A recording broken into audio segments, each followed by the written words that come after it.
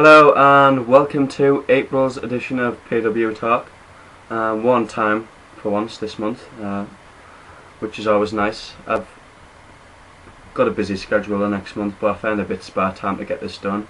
Lots and lots and lots of stuff to get through tonight. It's just after 9 o'clock and I could see myself being here for the next hour talking to you guys. Lots and lots of discussion points that you have all kindly came up with and gave to me for this, which I appreciate a lot. Just getting a Word document up now.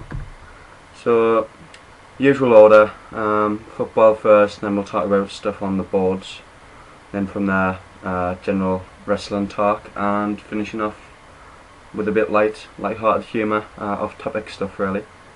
So, JC91, Jake, sorry, as he's now known as, he asked me a few football questions, so I'll start with them, and some unrelated stuff as well.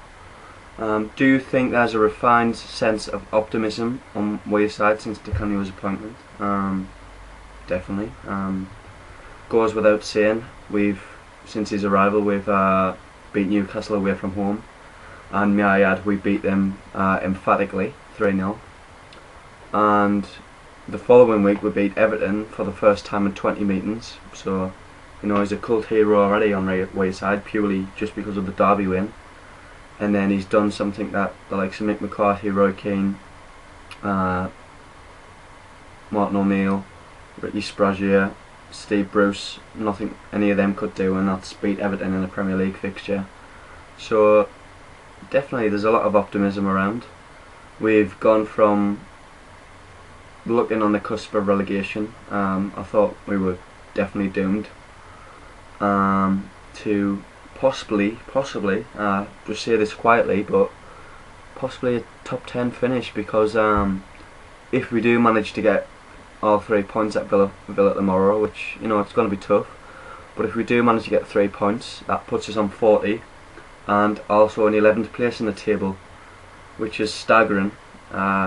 Furthermore, we'd only be 2 points behind Swansea, who you know had a great season in my opinion. So top 10 isn't out of the question, but the main thing is we're all optimistic now. We look like stocking up and build on to next season. I've said it time and time again. Roll on next season. It's going to be our season, but yeah, I'll see. I think in hindsight, I don't know why this is going to take us, but short term, it's definitely been a shot in the arm that was needed, and he's done a hell of a job. Next question: have you ever seen a Mac and punch a horse? A new favourite chant, a new favourite chant of mine. Also, the place where I do my work experience at, which is a Sunderland fanzine, I've actually released a shirt saying, have you ever seen a Mac and punch a horse? For anyone who's wondering where that chant originates from, obviously I think everyone who's watching will be aware that a Newcastle fan attempted to punch a horse following the derby defeat, but Newcastle have a bit of a famous song called Have You Ever Seen a Mackem in Milan, which jokes about the fact that we've only ever played in Europe a couple of times and they've been to the San Siro and we haven't. So basically that chant is mocking that chant. It's all in good fun. But FYI, I have not seen a Mackem punch a horse. And tying that in with a question that Blaze asked further down the page is, what would it take me to punch a horse? I think it would take me a lot of vodka, a lot of drugs, a lot of money, and even then the drugs and the alcohol would make it so I couldn't even lift my hand up to punch the horse. So there's nothing on this earth that would possess me to punch a horse. Nothing at all. I wouldn't even punch a dog, never mind a horse, because I'd still probably get beaten up. Next question from Jake: who would you suggest Sunderland sign in the summer? First things first, I'd tie down Mignolet a new contract. I'd steer well away from Bakary Sagna. Sagna is awful, may I add. I'd definitely not sign Sagna. A full-back from North London that I would sign would be Danny Rose, who's been exceptional in his year here. But I think he should be starting for Spurs, so I'd be very surprised if we got Danny. I'm not sure on individuals, but I'd say we need a new right back. Definitely not Sanya, he's awful. We need a new left back, hopefully Danny Rose. I'd buy a new centre back to go alongside O'Shea. Hopefully someone with a bit of pace, just to complement O'Shea. I'd buy possibly a winger. I think Johnson's fine on one wing. McLean's had a bit of a shaky season. I'd buy another winger, and then we have possibly McGeady. We'd have Larson, Johnson, McLean and McGeady as our options on the wing, which is very good in my opinion. Possibly a centre midfielder I'd sign as well, but and also we maybe need a backup goalkeeper, because I think Kieran Westwood's quite sick of being number 2, and who can blame him? But he's got no chance of usurping Mignolet in my opinion. And leading on to that, you've asked me also, should we allow Mignolet to leave in the summer? Should a big money offer come in? I definitely wouldn't begrudge him a move somewhere else. The guy's definitely deserving of playing for a team that is in Europe, in my opinion. It's an European competition. If the right money comes in, I'd say let him go. The guy has had one hell of a season, and I think I read on Twitter before I start the show that he's not made the PFA Team of the Year, which I was disappointed at. I'll talk more about that later. But I'd definitely give him. I've heard Arsenal's after him. Italian clubs have been linked with him. I've even heard of that Barcelona was interested in him. But yeah, 10 million plus bid. Accept it and let the guy go, because he's been great here, but he deserves a club that can be more ambitious than us. And I definitely wouldn't begrudge him the move.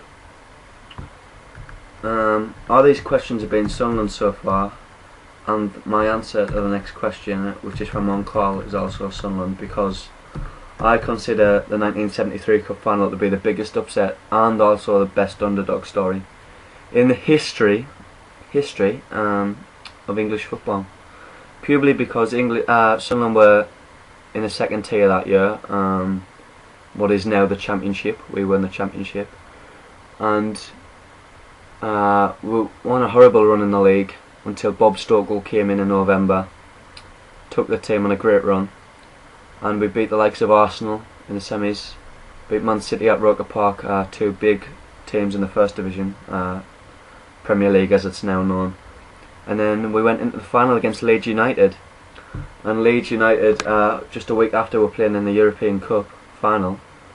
So Leeds were big them days, very big. The biggest team in England in the 70s. I mean, Man United went on a bit of a dip in the 70s. I think they were in and out of the division. So yeah, Leeds, they were the team in England. Man United today, and Sunderland beat them 1-0 at Wembley. I really recommend reading up on that game On Call. There's a brilliant double save by Jim Montgomery, and I'd definitely try and check that out. Read up on that, you'd enjoy it. For an equivalent today, basically, I'd say a team like, Sunderland didn't even go up that year, so I'd say a team in the Championship who's near the playoffs, say Bolton. It would be like Bolton going to the FA Cup final and beating Man United.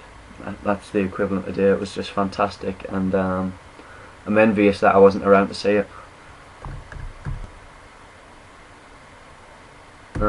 Next few questions from Froggy.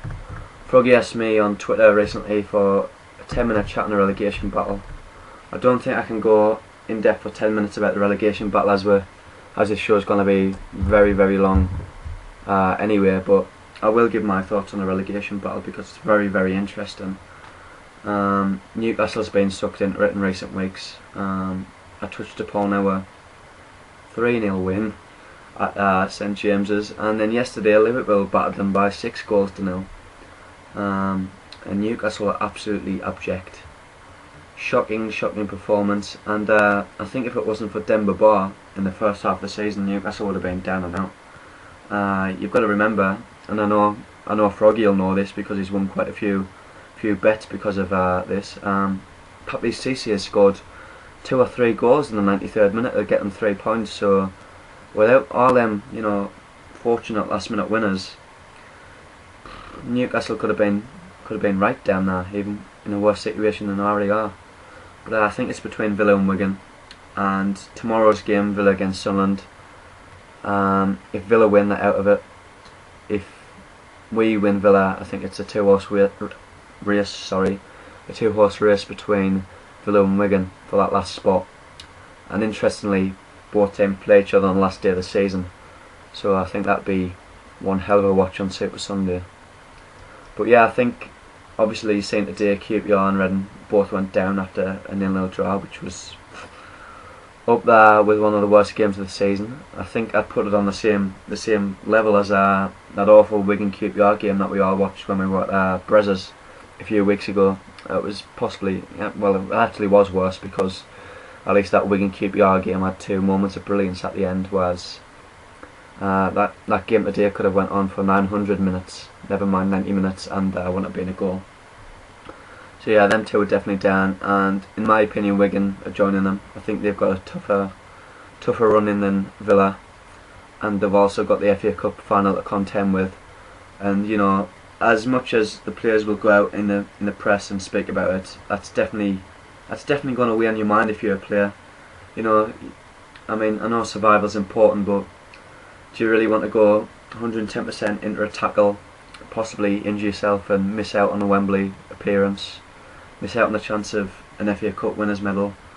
And to be fair, the majority of the Wigan squad, that might be the only chance of playing at Wembley or getting an FA Cup final appearance. So it's definitely going to play on a player's mind, and I think for my money Wigan are goners. So that's my thoughts on the relegation battle. I know it wasn't quite 10 minutes, but I think Wigan are doomed. But there could be a small glimmer of hope if Sunderland manage to beat Villa tomorrow. But I think there'll be a draft for what it's worth. I think it'll be a bit of a cagey match, but there'll be goals in it. Benteke is a threat, and Villa's defence is vulnerable. So I'd go for a score draw if I was gonna put my money anywhere. Alright, next question from Froggy, which is, how do I say? Oh, that's nice. That sort of segues into this question. I touched upon the FA Cup final there. I think City will win it rather comfortably. There's a lot of frustration this year in the camp with them not retaining that title, so I think they'll take it all out on City. City will take it all out on Wigan and win by 2 or 3 goals, I'm afraid. But I'd like to see Wigan win it. I've got a lot of time for Wigan. I know the fans get chastised for not going, but you've got to think there's only a population of around 80,000 people in Wigan. It's a rugby town. But I like Martinez. I like the way the side plays, so I'd love to see Wigan do it. But I think I'm going to go. My money's on City. What's my predictions with the Champions League semi-finals? I should have really answered this question before Tuesday, as it's a bit obvious where it's going to go now, Dortmund and Bayern. I think Madrid, out of the 2 Spanish clubs, have got the best chance of progressing, but yeah, certainly looks like an all-German final at Wembley. I'd love Dortmund to win it, but I think Bayern's going to edge it and win it, and make up for last year's defeat at Chelsea. I think they've still got that in their mind. So it'll be a good final. I like both teams. They both play good football, Dortmund especially. So I think it'll be definitely an enjoyable final.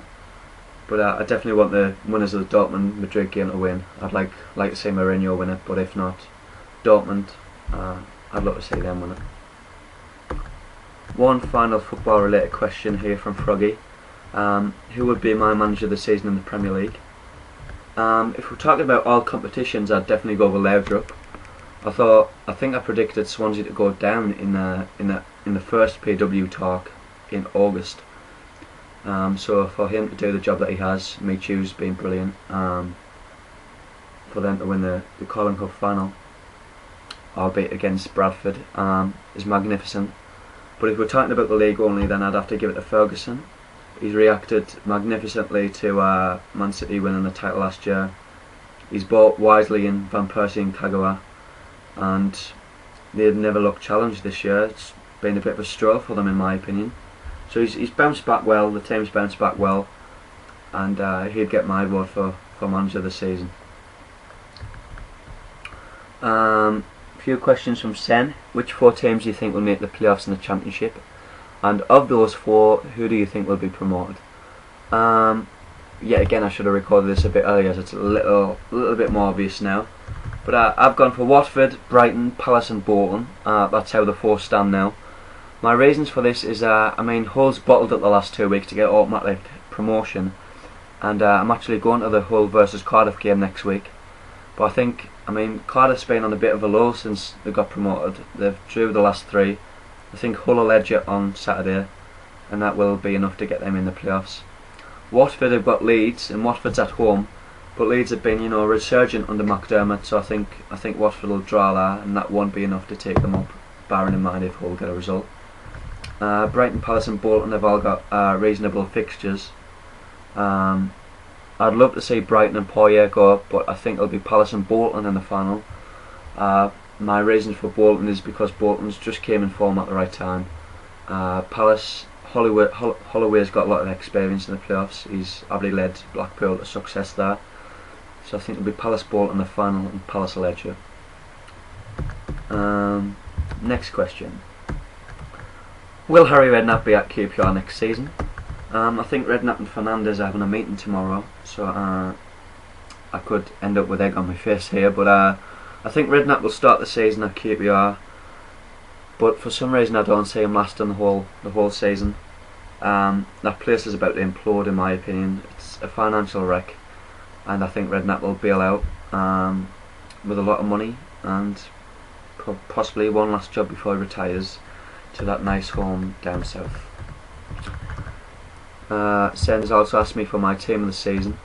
I read that De Gea's actually was given the goalkeeper slot on Twitter. I don't know how reliable that is. I think it was just a couple of people saying, but that disappointed me because I think while De Gea's certainly had a good second half of the season, I think, and I'm trying to be impartial here, but I think Mignolet has been quality the whole season.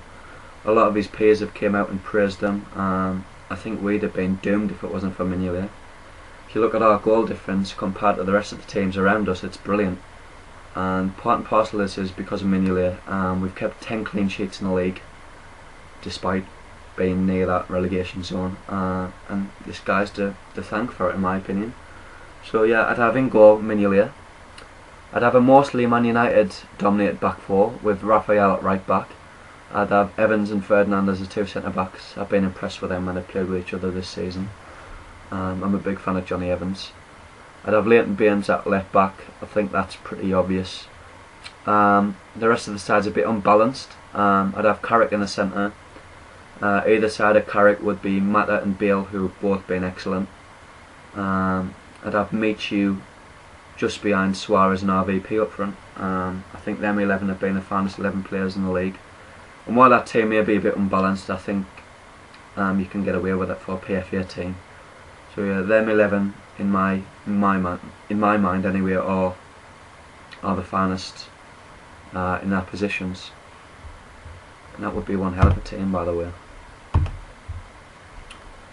Who has the best voice in football? This is a bit of a difficult one. I quite like Martin Tyler as a commentator. I think he's got a good voice. I quite like Jonathan Pace's voice. Stuart Hall, possibly, the radio commentator. I think he is the pick of the bunch. I remember listening to his radio commentary in a podcast when we beat Manchester City last year, and it was just a brilliant listen. Very emotive and different from anything else. Final question's a bit of a weird one. My opinion on Paul Ince as a manager. He's sort of so-so. He hasn't done anything to impress us. I remember him being very poor at Blackburn. I think he's got the job mostly on name alone. That's the reason he's at Blackpool at the minute. He's done nothing at Blackpool yet. I'll give him a chance.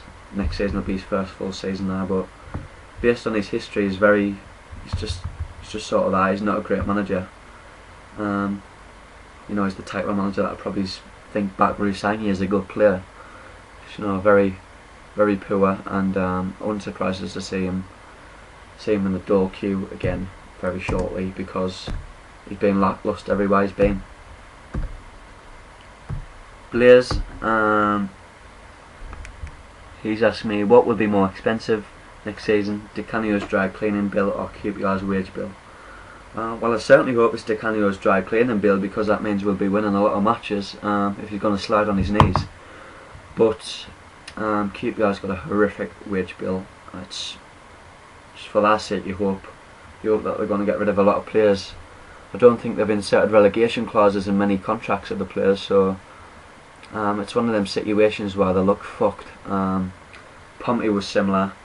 How can you bankroll such huge wages when you know you're getting less than 20,000 people a week in your stadium? You just can't. It's not feasible. They deserve whatever's going to come to them, because Fernandez has been absolutely stupid. The risk hasn't paid off, has it? You notice anything different with Di Canio compared to O'Neill? Fucking yes. Di Canio is very passionate. He's getting the players fired up. He's changed training. He's not giving them any days off. And O'Neill just seemed a soft touch towards the end. It saddens me to say it, but you know, he's giving the players days off. He wasn't even turning up for most of the training sessions. So commitment is the main thing I've noticed differs between the two. Putting it that simple. My picks for PFA player and PFA young player, I'd say between Van Persie and Suarez for PFA player. I think the last couple of weeks has probably swayed it to Van Persie because of what Suarez did. Van Persie's also had a good couple of past weeks. Young player, you can't look past Bill. He's a good shout for PFA player, but young player, he's got that in the bag, I think. Who missed out? Obviously Michu missed out. Leighton Baines is another that missed out in my opinion. Them two stand out to me as two that should have been recognised.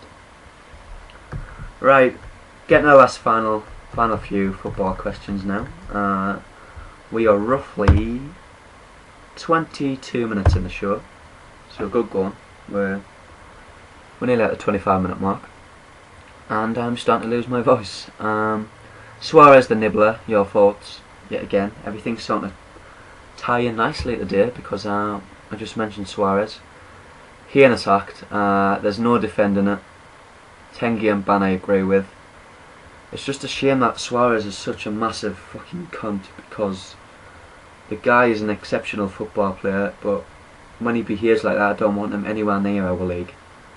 So you know, there's two tiers to it, because on one hand, the guy is a brilliant footballer, he's a joy to watch, but on the other hand, he's such a horrible, cretinous excuse for a human being that I wouldn't mind if he fucked off in the summer. I've had enough of his antics, to be honest, and I know I'm not the only one that thinks that. What do I think PDC Di Canio's approach to the summer transfer will be, and will he have much to spend? Well, his approach at Swindon, apparently he brought in a lot of players at Swindon, but you can't really do that in the Premier League. You've got to buy quality rather than quantity. I think Ellis Short will definitely back him. I know Short is wanting us to be more astute in the transfer window, and he's got a good point, because we've spunked so much money on shit. We should be more astute, like to Swansea and Newcastle, who signed good players for cheap. But I think he'll give him at least 20-30 million to bolster the side and get in the players he wants. It's going to be interesting to see who he brings in anyway. Right, final football question. Sum up in one word how you felt when Vaughan's goal went in against the Mags. The first two goals, I was obviously elated, absolutely overjoyed. When Vaughan's goal went in, I just felt weak, absolutely mentally, emotionally drained. I was just stunned. What a hit, what a goal. As soon as it left his foot and swerved, I just knew it was going in, and I just sort of froze for a second, and then the pub we were in just bedlam. Beer bottles being flown all over. I got hit on the wrist by one, but oh, soaked in beer. But what a day! What celebrations!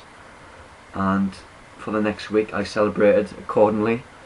And I think I'm just starting to get rid of the hangover now. So you know, it's a brilliant day.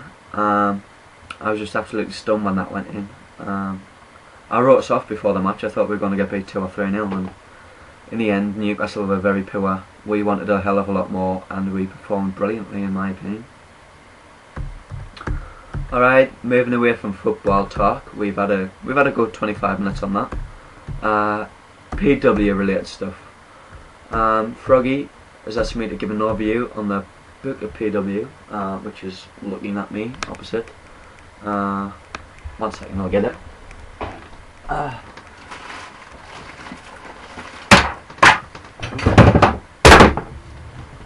It's created a bit of a mess.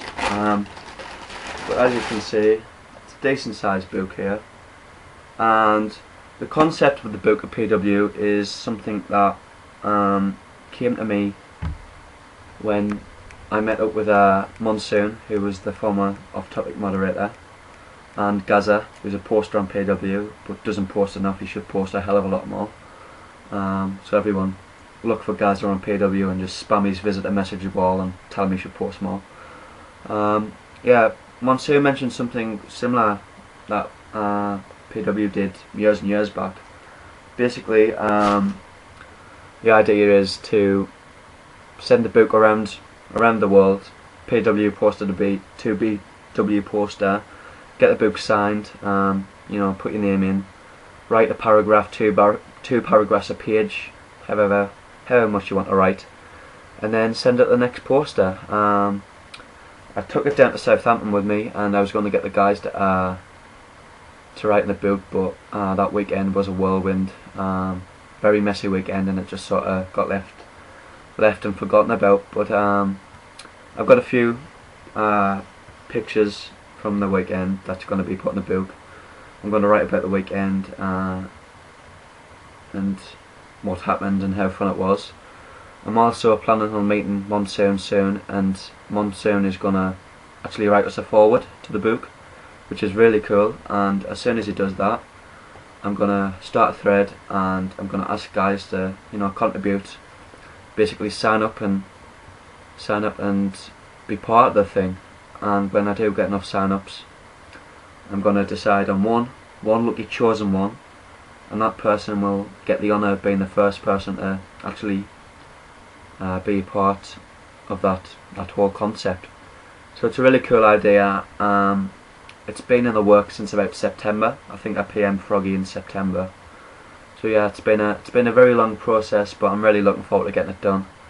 As soon as I see Sony, hoping to see him next month, possibly maybe June. So you know, it'll be the summer before it kicks in, but it's another fun thing that'll be taking place on Off Topic. So just keep an eye out for it. What were my thoughts and highlights of Mania IX? Overall thoughts was it was very, very, very fun event, and in my opinion, although I might be a bit biased because I took part in 2 matches, it was the finest PW Mania that has took place on the boards. We had everything. We had the serious, we had the fun and light-hearted, and it just made for a great mix. So many people put so much effort into it. DC and Brazzy with their video promos. I thought Big Red was deservedly the MVP. Todd was fantastic with his absolutely punishing promos. I thought I chipped in well. I really enjoyed the 9 promos I came up with. That was a lot of hard work, but it was enjoyable. The Battle of the Flares was fucking fantastic. Aaron did a hell of a job against the mods. So, you know, them were my highlights. I was obviously overjoyed to win the Money in the Bank match and win that for fan fiction, so that was really cool. You know, so a lot of highlights, and overall it was a really fun event, and I can't wait for X. Just have no idea who I'm going to cash my briefcase in against. Maybe someone can give us some suggestions for the next PW chat who to cash it in against. That would be very welcome. Sens asked me, I was a bit unsure whether you meant this football terms or PW terms, but I've just interpreted that you've meant it on as far as PW goes. Who would be on TBG's Mount Rushmore? So we're talking about TBG, the forum here. If I'm wrong here and you were meaning it to be football related, then do tell me and I'll include that on the next show. But I think you'd definitely have Froggy up there. I think he's the life and soul of PW and TBG in my opinion. I'd have yourself said on there, you've been rightly voted the poster of PW, poster of TBG on a couple of occasions. And then I'd have Brezzy, who did one hell of a job with Prem predictions for many years. He's also hosted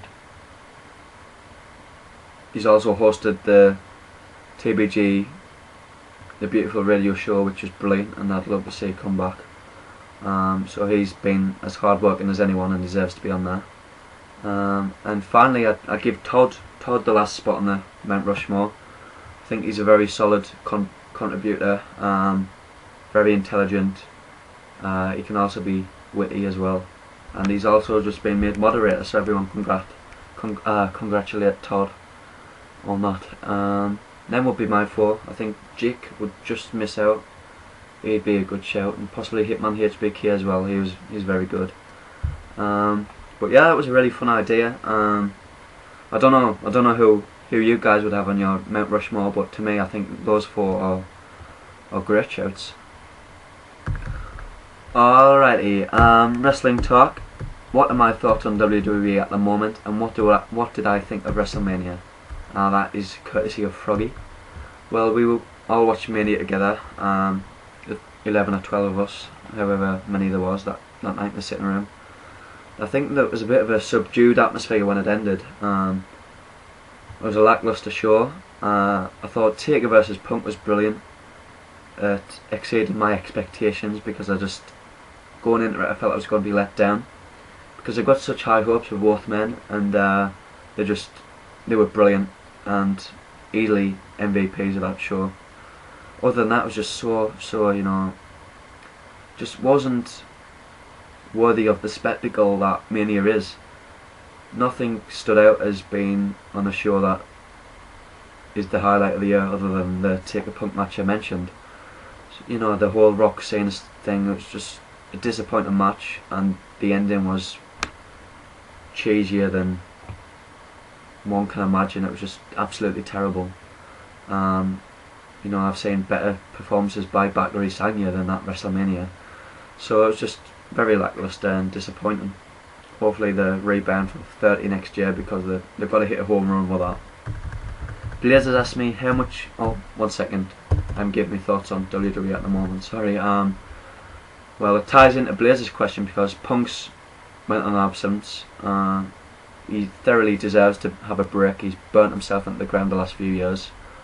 But there's nothing much going on at the minute. I think the Shield's being booked really well. That's a highlight. I'd like to see Daniel Bryan break away from Hell No, Team Hell No. Hopefully that happens soon. I think he needs to be pushed, as he's possibly the most over guy in the company. I do like that Ziggler's been given the belt. I'd like a feud between him and Del Rio in the coming months. Other than that, there's not much going on. Very quiet time. Hopefully it starts to... I don't know. I'm not really behind the Lesnar Triple H rematch at Extreme Rules either. I think it's a bit too soon. So it's so at the minute. It's not exciting, but hopefully the next year WWE start to credibly build a lot of superstars, because the part-timers are starting to fade away now, and I think once 30's over and done with, WrestleMania 30, the emphasis is going to be on the young stars to take over. I think we'll see a very different WrestleMania 31 in comparison to the last few years. Alright guys, nearing the end of the show now. We have reached 33 minutes. Staggering, I know. And we're only just reached off topic now. Jake has asked me who would win in a fight, Ryan Gosling or Inspector Frost. Really puzzled what the origins of this question stems from baffled me, honestly. Not gonna lie. Not sure. I couldn't imagine Ryan Gosling and David Frost being in the same room with each other. Never mind wanting to fight each other. So I'm really puzzled as to who would win that fight if it were to ever occur.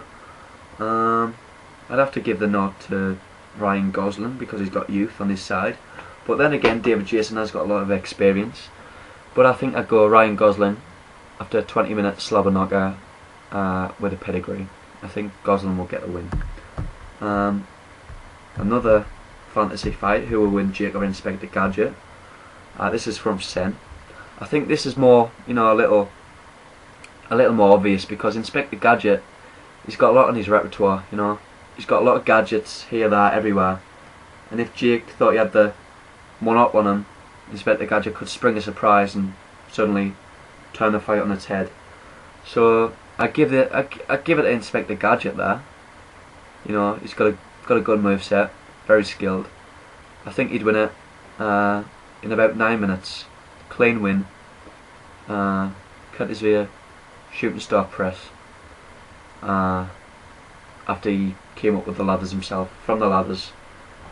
He'd pop out a ladders from his waistcoat, climb up the ladders and deliver a beautiful shooting star press, and that would be it. 1, 2, 3.